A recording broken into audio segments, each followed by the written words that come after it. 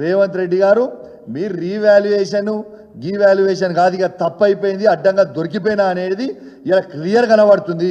Cut చేసి చక్కగా మళ్ళీ ఎగ్జామ్ ఫ్రెష్గా పెట్టండి, దొంగ పనులు బంద్ చెయ్యర్రి. ఓటులోడు దొంగ అయిన రేవంత్ రెడ్డి గారు మళ్ళా దొంగతనం చేస్తూ దొరికిపోయింది, అడ్డంగా దొరికిపోయింది. యావత్ తెలంగాణ ప్రజలు మొత్తం కూడా గమనించాలి, ప్రత్యేకంగా యువత మొత్తం కూడా గమనించాలి. దీంతో పాటు పెద్ద పెద్ద మాటలు మాట్లాడారు వీళ్ళు. రేవంత్ రెడ్డి గారు ఏం మాట్లాడిండు? రాహుల్ గాంధీ గారిని తీసుకొచ్చి అశోక్ నగర్కి పోయి మేము అధికారం వచ్చిన సంవత్సరంలోనే 2 లక్షల ఉద్యోగాల నోటిఫికేషన్ ఇస్తామన్నావు. ఏమైనా 2 సంవత్సరాలు అయిపోతుంది, ఏమైంది? నీ ఒక్క ఉద్యోగానికైనా నువ్వు నోటిఫికేషన్ ఇచ్చినవా రేవంత్ రెడ్డి? సిగ్గు లేకుండా మళ్ళీ ఎన్ని అబద్ధాలు చెప్పిర్రంటే, అసెంబ్లీలో ఒకటి తూతు మంత్రంగా ఒకటి పెట్టి ఇట్లా ఇచ్చి పంపించారు బయటికి. ఎక్కడ పోయింది నీ నోటిఫికేషన్లు? ఏవి